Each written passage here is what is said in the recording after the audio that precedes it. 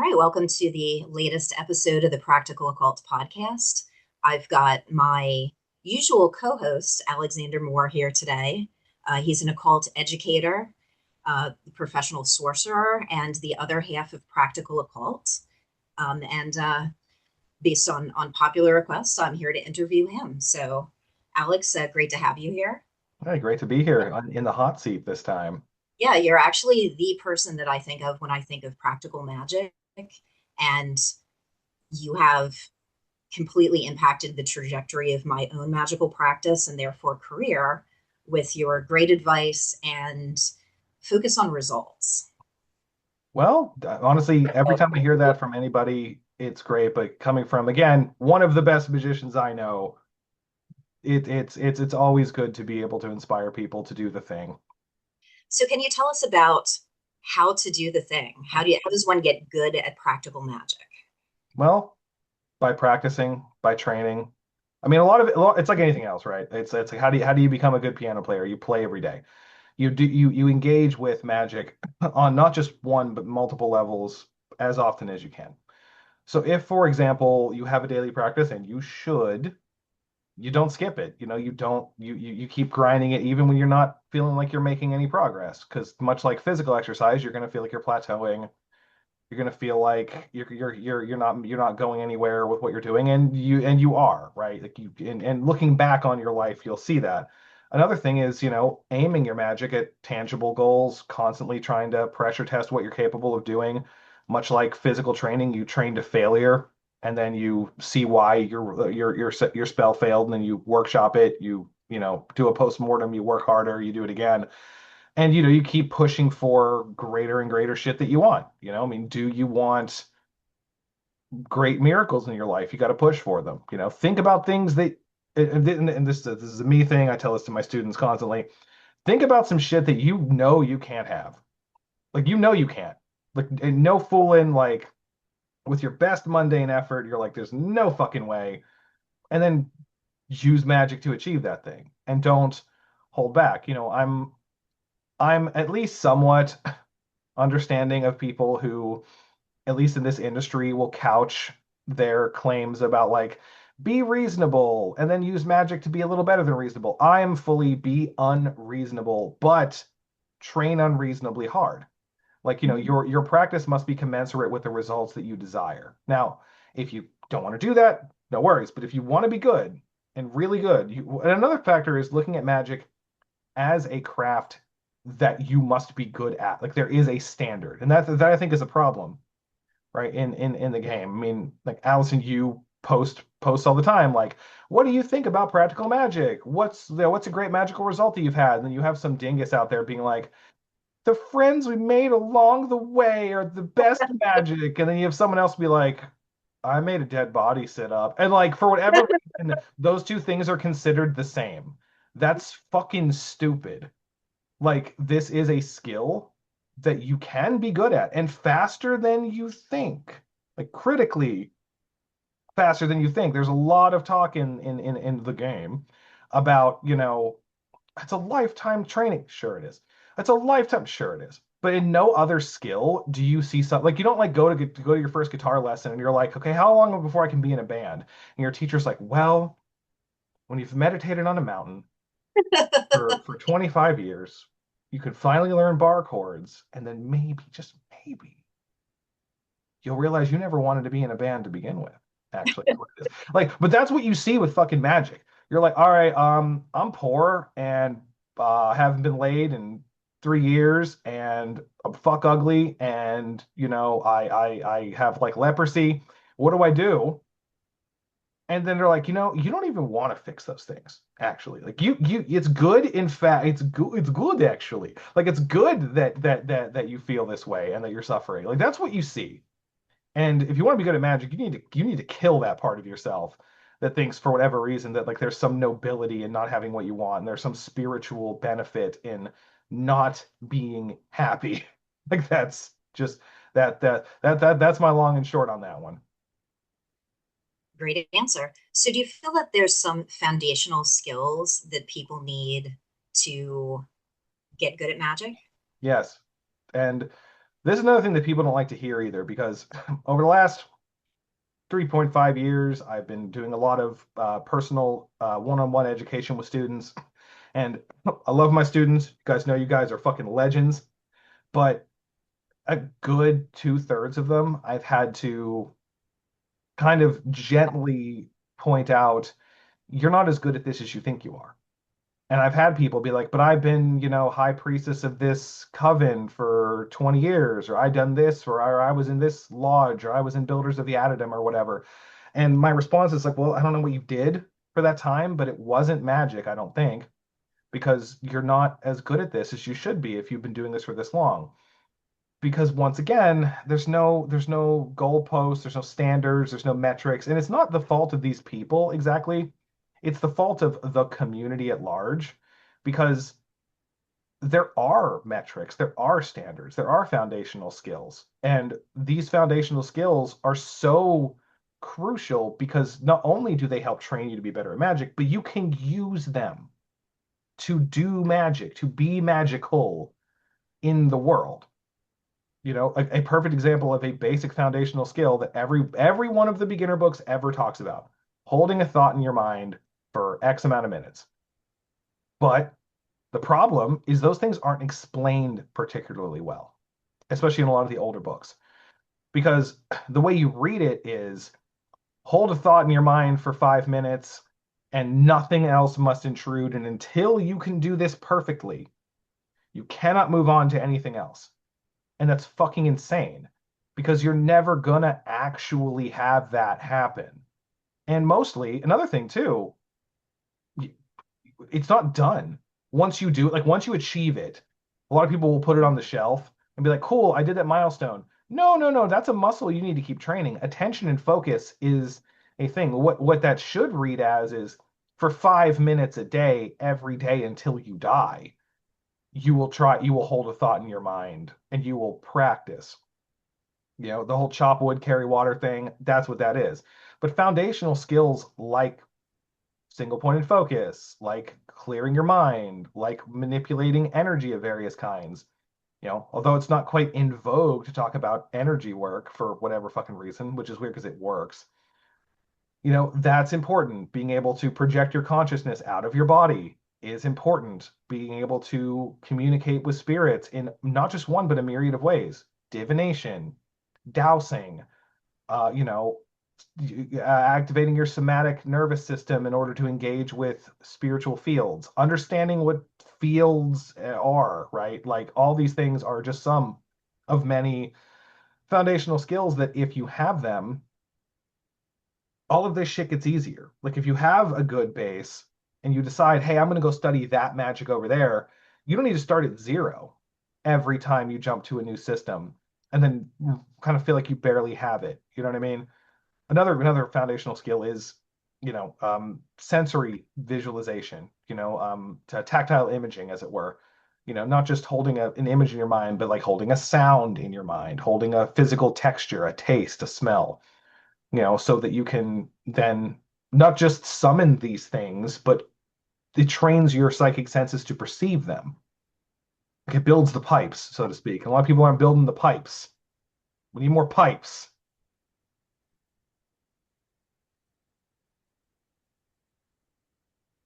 So what are some milestones along this path? Okay, so like a basic milestone that's awesome is the milestone of remote viewing, called many things. But like, it will not take you very long practicing variations on a theme of sending your consciousness out of your body to pick up information before you can actually do it.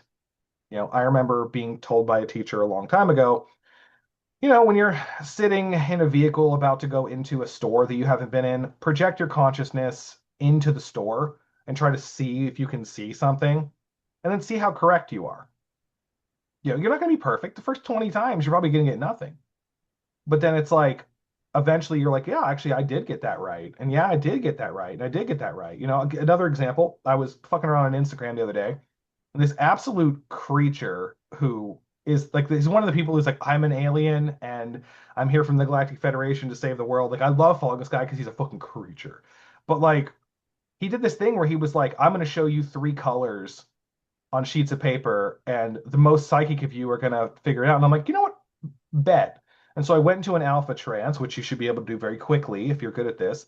And I was like, okay, teal, red, and yellow. And lo and behold, it was teal, red, and yellow. And I was like, holy shit, look at this guy. Okay, okay, we're here. Like though, like that's a good example of a fun but also practical milestone because you're never going to be perfect. And that's another thing. You're never going to be perfect. You're going to have off days. You're going to have times where you're like 60% right, but it's okay because you can do that. Another milestone, if you're working with, say, elemental energies, can you make the room hotter or colder? Even by a few degrees. That is a tangible milestone that you can train to in not too long a time. Where you're like, holy shit, I fucking did that. You know, Right, and that's a sort of easy thing that you can very easily measure right? with Yeah. Do you have a thermometer. thermos? Yeah. Do you have a thermostat? Do you have a thermometer? Do you have like a temperature gauge on your fan in your bedroom or whatever? Like, you know, these are all things you can do. You know, any sort of influence magic, right? Where you're like, one of the old tricks you'd see in every William Walter Atkinson book, where he'd be like, look at the back of someone's head and say, like, see me in a crowd, and then they'll turn and look at you. Like a lot of people don't practice that, but if you do, and you're like, I can do this shit like 8 times out of 10, to the point where it cannot be a coincidence, to the point where it's like, this is silly how often this works. These are like example milestones of like, I'm fucking doing it. And beyond mere parlor tricks, these things all build into actively useful skills. Case in point, the turn and look at me thing. Okay, cool. Turn and look at me. Like, yeah, okay, is that useful? Maybe if you want to catch someone's attention, but like in the real world, maybe not. Um, now if you're an absolute creature like the late great Charles Casamano, it was fall over. That was his thing. It was like all people, I want to trip motherfuckers. Now, but to be fair, if you can do that, you can do that. Like you can create nervous system changes in people. But also like let's say, using a very real thing in the world, you don't want to get laid off at your job.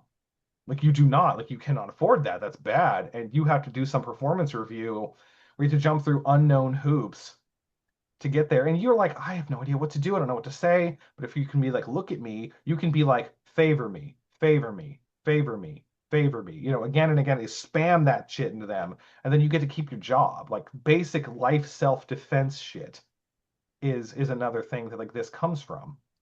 So like there are plenty of named milestones in this. Yeah, I personally practice the look at me when I'm in restaurants and the wait staff is busy, and I'm like, okay, I really need to check now because I've got someplace to be. I So have I have seen you do this. Yes, you do. I'm like, oh, all of a sudden they're coming over to my table. Right, eminently practical shit, really. And that's what this should be. Like the navel gazing aspect of it, the spiritual evolution, these are all real things. So I'm not saying they're not. And I'm not saying that they don't become important over the course.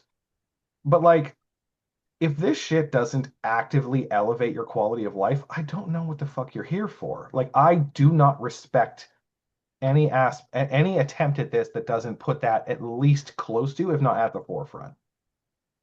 Yeah, I've never much seen the point of occult wisdom that is completely unable to be verified and completely not actionable in any way.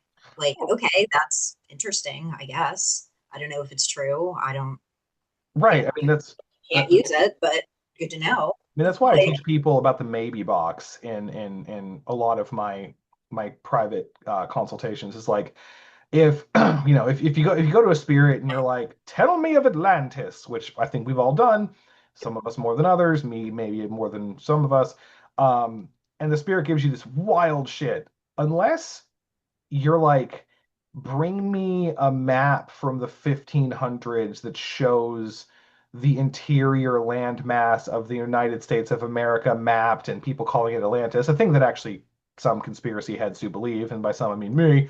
But you know, and they and maybe you're given that thing, then okay, cool, then it's something it's now it's the maybe box rather than the maybe box. But like it's kind of the same thing where you have people who will learn to astral project, a wonderful thing that you should learn, who spend a lot of time visiting other realms and, cataloging the flora and fauna of the astral plane. And, to what end? Like, I mean, again, that shit's cool. It's awesome to do.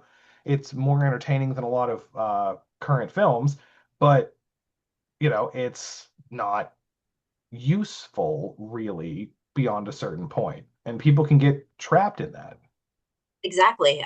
A more useful use of that would be to visit those realms and then get your existing allies to introduce you to new allies in those realms that can help you in Right. practical ways. Absolutely. And then, that trickles down into your worldly life. Exactly. Yeah, I think that there's a lot of this idea of it being actionable. There's a lot of folks that do a thing and either they're on one end of the spectrum where they're like, oh yeah, I absolutely nailed that thing that can't be verified in any way because there's no milestones. Hmm. Or they're like, I tried it once and it didn't work, so I guess it doesn't work. Right. Yeah. Not, like I tried to lift 500 pounds and bench press today and it didn't work, so I guess I'm not going to try that again. Like Yeah. that's not a thing. No, you no, you start small and then you get stronger. no, for sure, for sure. And people, especially in this, just don't understand that. Right. So how do you recommend people learn these fundamental skills? Well, okay, so you got a couple of solutions.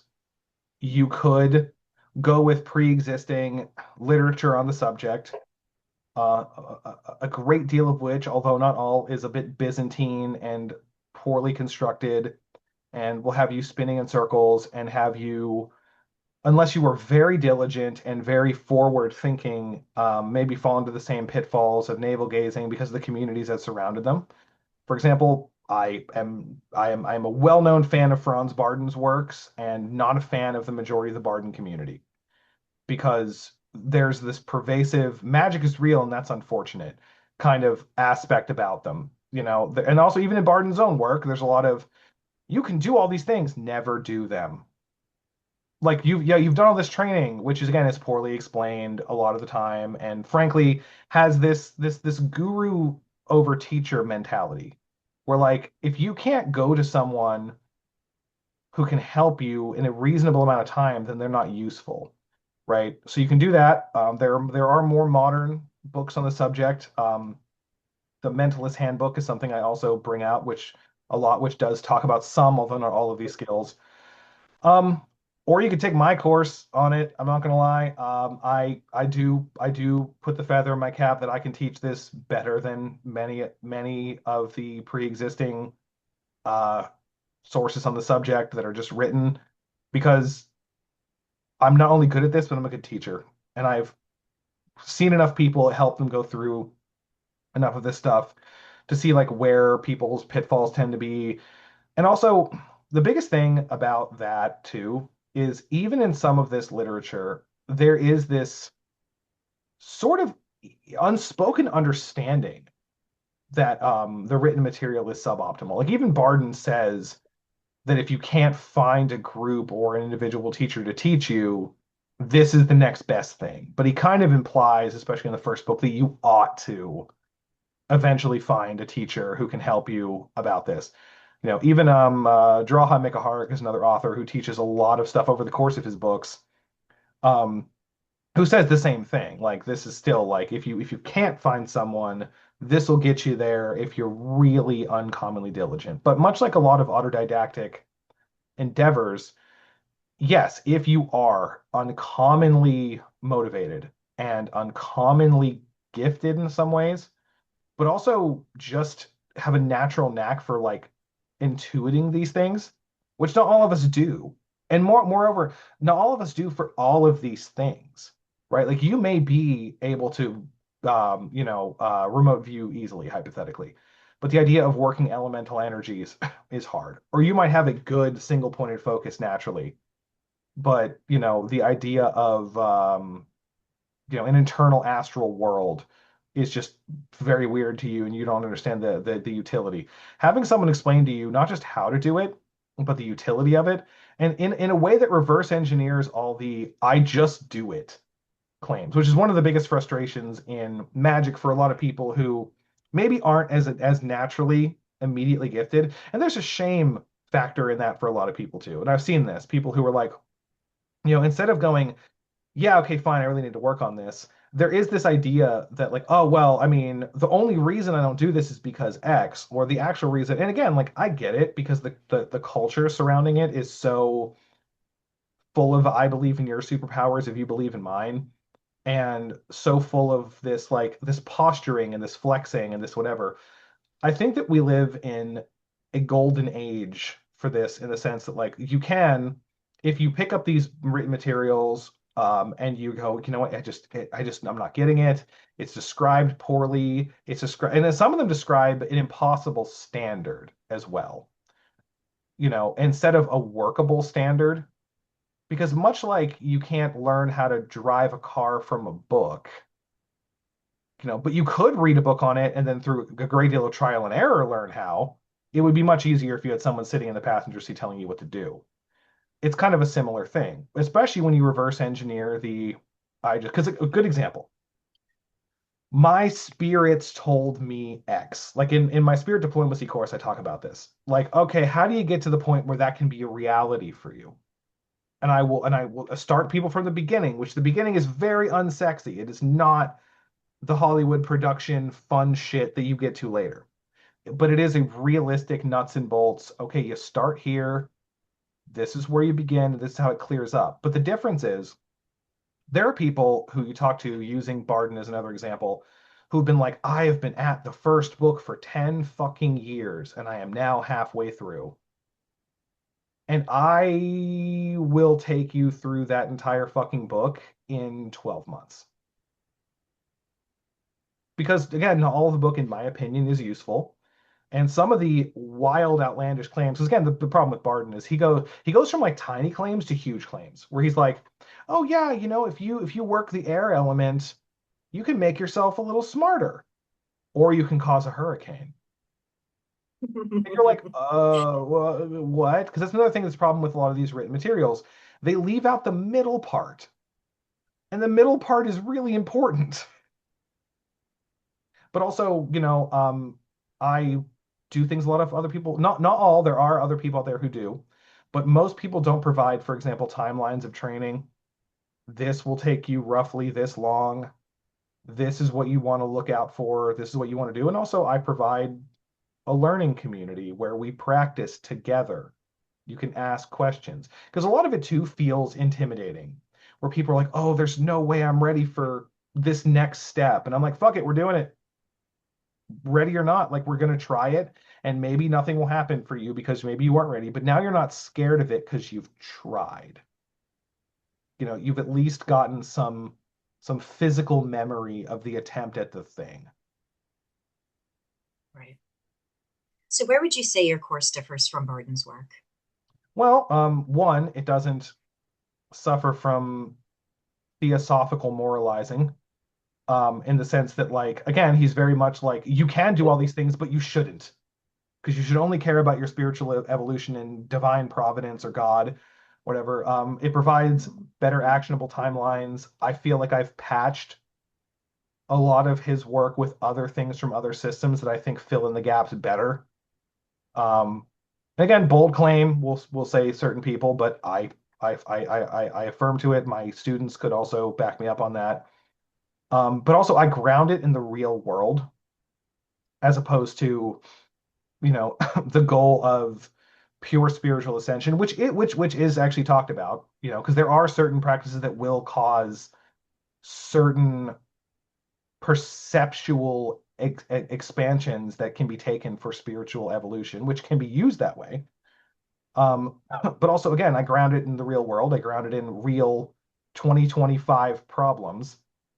Because also Barden stuff came out in the early to mid 1900s, and there was a different world. And it also came out of, a different time, I mean, a very different culture, a different country, different whatever. I in the more global internet-based age, because I'll talk about things like, for example, how do you enchant a room or an object that you've never been in, that you've only seen a picture of on Zillow, right? That didn't exist in Barden's time. How do you know, enter the dreams of a hiring manager that you've only seen a picture of on LinkedIn that didn't exist in Barden's time, and I would actually say that a lot of the visceral reach out and touch you methods of like folk magic, things I love, things I do, are much harder to achieve in the here and now, especially in the post-COVID world. Because, I mean, there are people who work remote and have never been in their place of business's headquarters to drop condition powders or things like that. Things end up having to change, and understanding the psychic nature of these things, especially in a grounded real world context. But also, I'm not gonna fucking bitch at you if you have a real world desire that you want. You know what I mean? I don't shy away from that in the way that a lot of these people do. And further, I give a shit more about you as a person. I don't care about you as a shard of divine providence as much as I care about you as like Samantha, the woman who just wants a better job and maybe wants to achieve her dreams. Or Riley, someone who suffers from attention issues, and I can teach you how to use mental energy so you don't have to be on fucking Adderall all the time.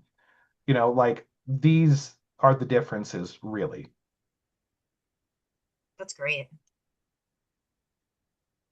I mean, I try, I do. Yeah, it's very true about what you're saying about the way the world's changed. I used to use that a variation of that see me trick Hmm. to be like, hire me in Hmm. interviews. Yeah. Uh, then when I got laid off of my last job before deciding to go found Practical Occult and be a full-time sorceress, 5 years now. Um, Love to see it. I was not getting in-person interviews. I was, sending out my resume into this cloud of nothingness Mhm. and, getting emails back, if that.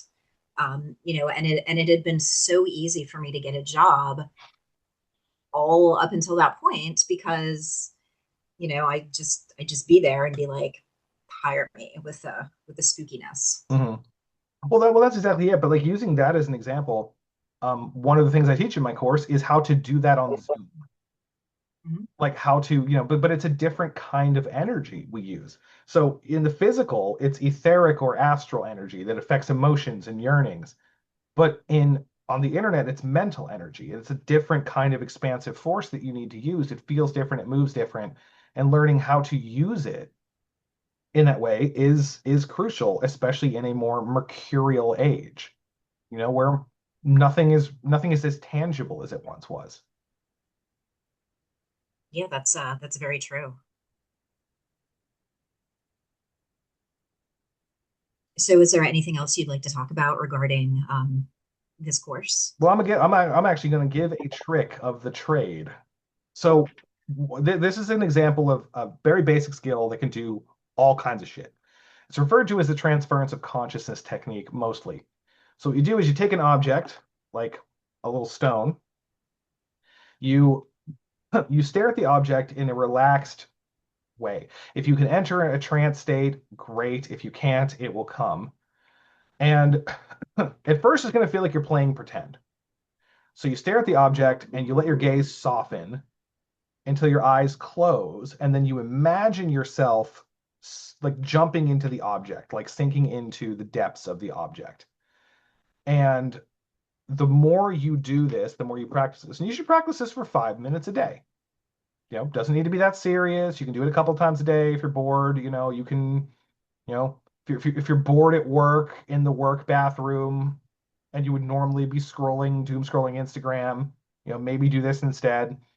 You know, and you do this, and then you see what you see what you feel, you see what you experience. There's an internal world, a vast mandalic world inside everything. Just as everything has a spirit, this is a different level of operative animism because it allows you to engage with it.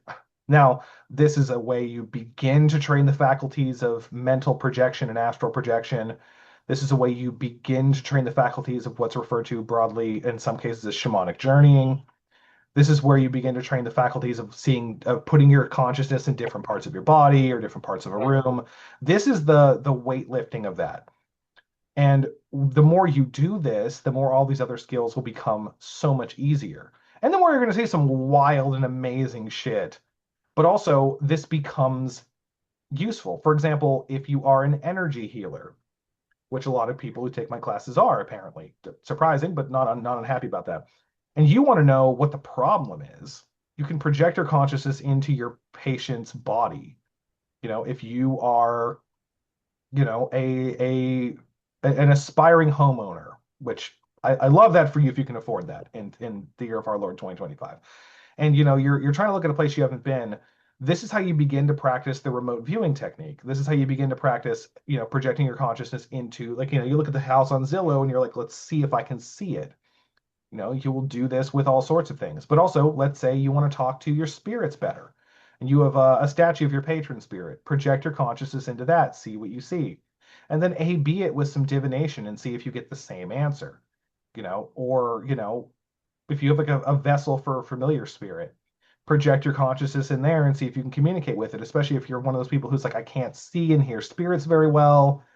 This is a way you can start practicing that. And this technique, as with all others I teach, blossoms in like a spider web pattern out into so many other things, because this also teaches you how to be receptive in terms of receiving messages from spirits. It teaches you how to be intentional, but also this can be used just for fun shit. You go to a museum and you see a beautiful piece of art, you can project yourself into the art.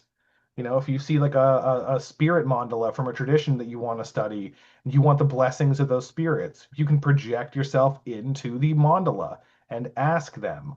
And lo and behold, like it's going to feel like an elaborate daydream because this isn't full projection just yet. But let's say you do that. Let's say you want to learn, I don't know, some tantric thing, and you put yourself in a spirit mandala, and then some monk boops you on the head. You're like, I don't fucking know, it's weird. And then 3 days later, you get this amazing opportunity to go do this empowerment for free, and your travel is there. Uh, That was you that did that. You engaged with this directly, and this is what happens. But also, let's say you want to learn how to scry. I'm going to give you a hint that no one else ever tells you. This is often what is done when you are looking at a scrying mirror. You project your consciousness into the mirror. And sometimes that takes the form of you looking at it like a monitor. And sometimes you're in a black void talking to a spirit or whatever. But this is a way to effectively enhance your mediumship. And most importantly, when you are only projecting your mind, it is safer than projecting your mind and your spirit and your soul. All of these things being different. But the mind, for the most part, although nothing is ever perfectly safe, is much harder to damage by aggressive spirits than, the rest of you. So if you're trying to get communication, you're trying to have this conversation with the spirit, this can be a very helpful tool. But as I said, 5 minutes a day of practicing this should, in a month or two, net you a really big boost in all of your spiritual and psychic abilities.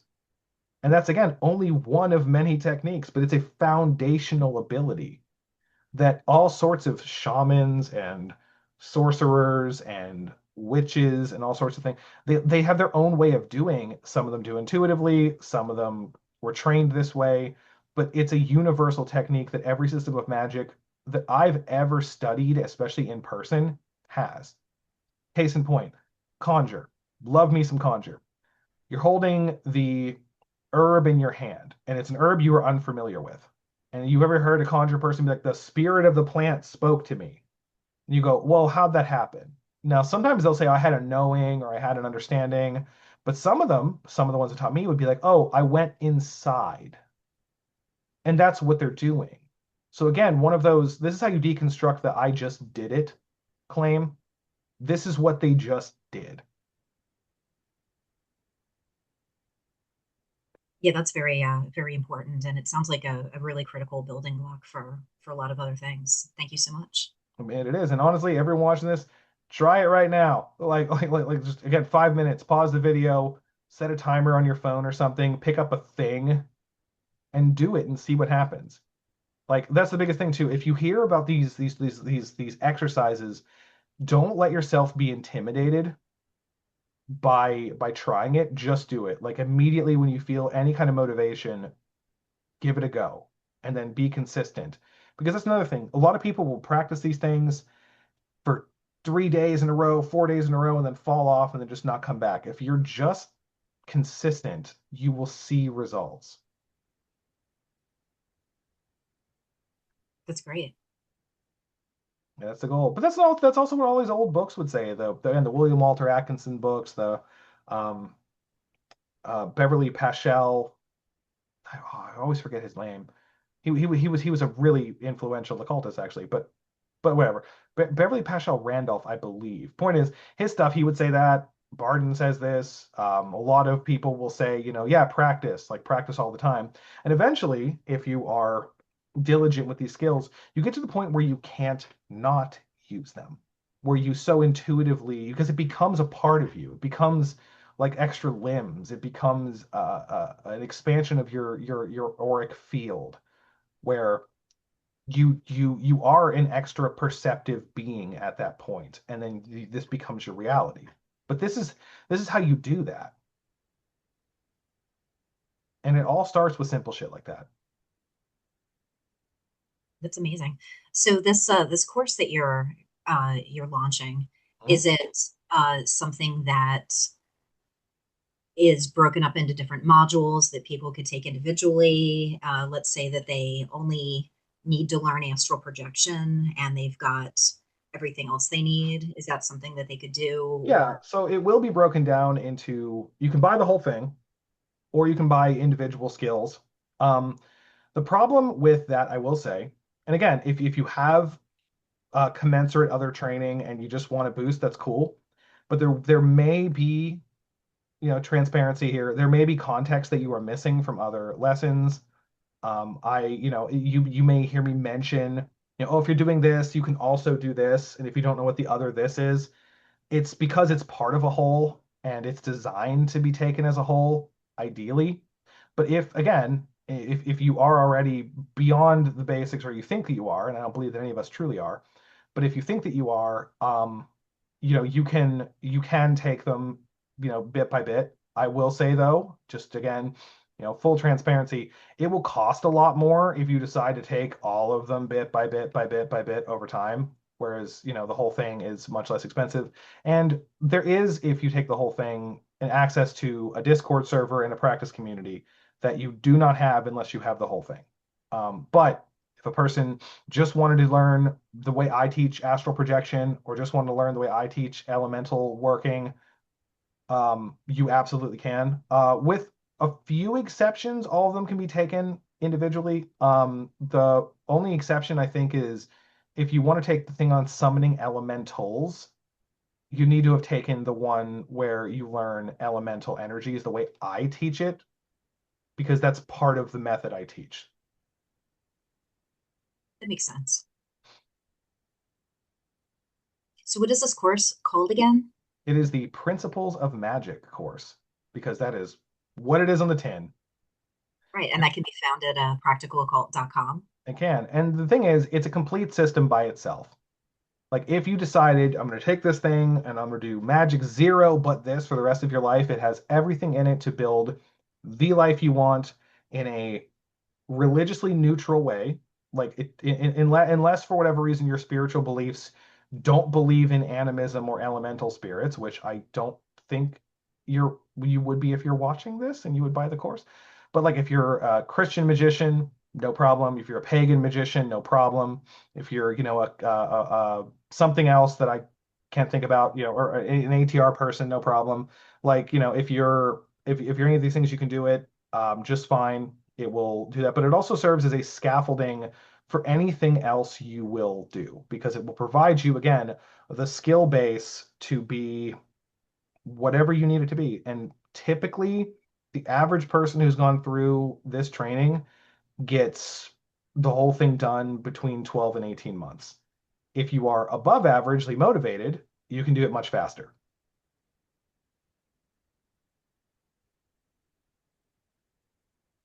That sounds great. I mean, hey, I unironically believe that it is among the best of its kind. I am so excited to see you putting this out. Truly, I cannot overstate the impact your advice over the what like 10 plus years we've been friends as Jesus. right, Phil Wald for a sec. Mm. Uh, that advice has given me. I would say like, okay, I've done this. Like, what now? And you'd be like, oh, you should try this, and then I'd go off and try that, and you would just drop these little gems, and I would often have a notebook while we were on the phone because you just like casually be like, oh yeah, blah blah blah, and I'd be like, oh, furiously scribbling it down. Well, I mean, I again, it's always flattering to hear, especially from someone who is, again, someone who can fix machinery by yelling at it in PGM. You know what I mean? Like that's a remarkable thing to hear. I mean, But I no, can I mean, now, but not when I first met you.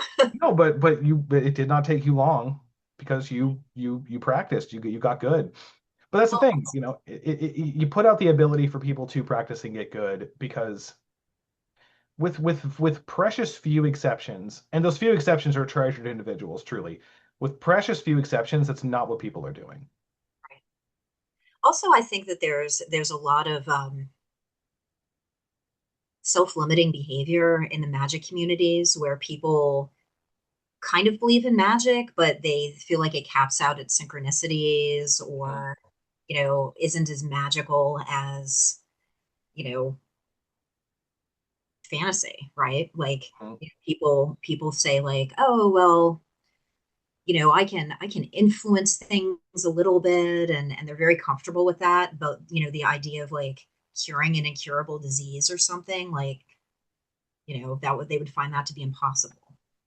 Well, that's unfortunate. And I mean, obviously, we talk about this a lot, and especially that's the whole point of this podcast.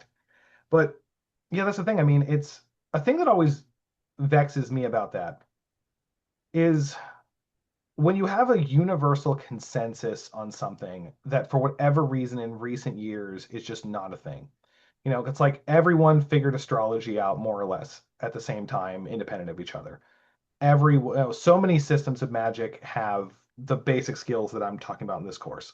Um, and the thing is, if you look at history, people would go, oh, yeah, that person's a witch or a sorcerer. They can see things they shouldn't be able to see. They can be outside of their body and do what they want to do.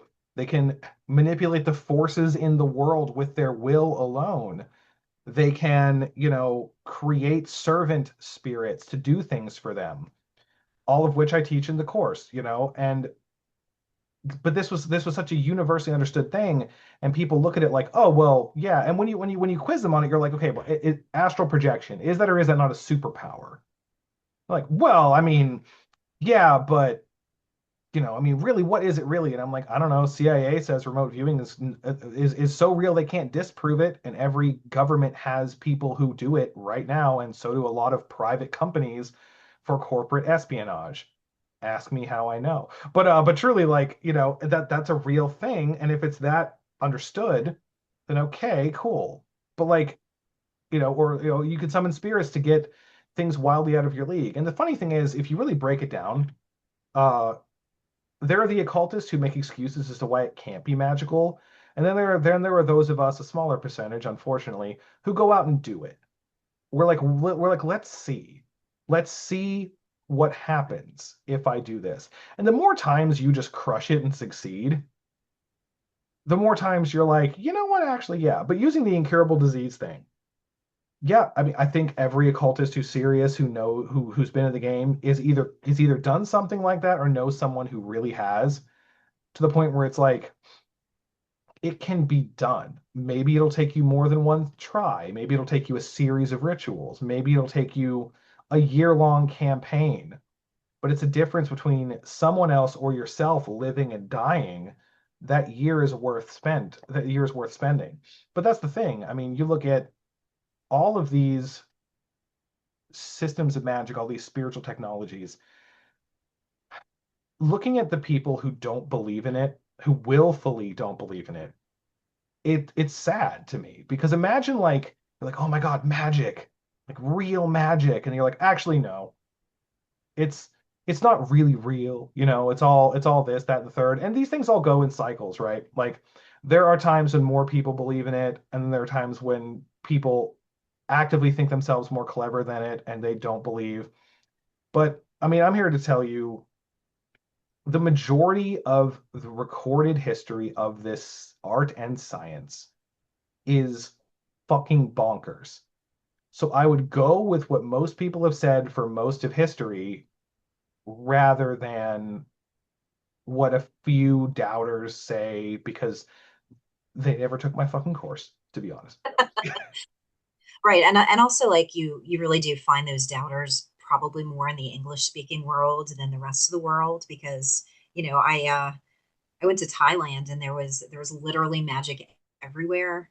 I mean, not only did I seek out practitioners, but just like looking around, you would see like nail salons with faience to Yeah, attract yeah. customers on the window. Like there was a pancake vendor, like a street vendor with a little cart that had one. I was like, man, this is everywhere. Everyone is wearing an amulet, at least one. Some of them Mhm. are wearing like 12. It was just literally everywhere. I mean, but that's the thing. I mean, obviously, some of it is cultural. Some of it is, whether you're the dominating religious culture of a country or a culture is more or less friendly to it. But I mean, it's kind of funny because obviously, as someone who grew up in the English speaking world, it was always around me and the teachers I had. So like, there were always pockets of it, and in some cases, it was hidden. In some cases, it wasn't talked about, and that's actually kind of one of the slight tragedies, really, of the English speaking occult world. Because like I've seen this happen a few times where like someone's granddad dies and they go into his stuff and it's like, oh, my granddad was an alchemist and he left all these potions behind. And this one says, oh, it cures baldness, and then it did, you know what I mean? Or, oh, this amazingly successful businesswoman, when she died, people like looked through her stuff and it's like she had all these grimoires and all these things. And now I understand why her life was so preposterously good. I think the biggest difference is the people in the English speaking world historically who did this really did this didn't talk about it because even the groups that are ostensibly magically oriented, they had the frustrating aspect of only giving the good shit to the people that they liked the best.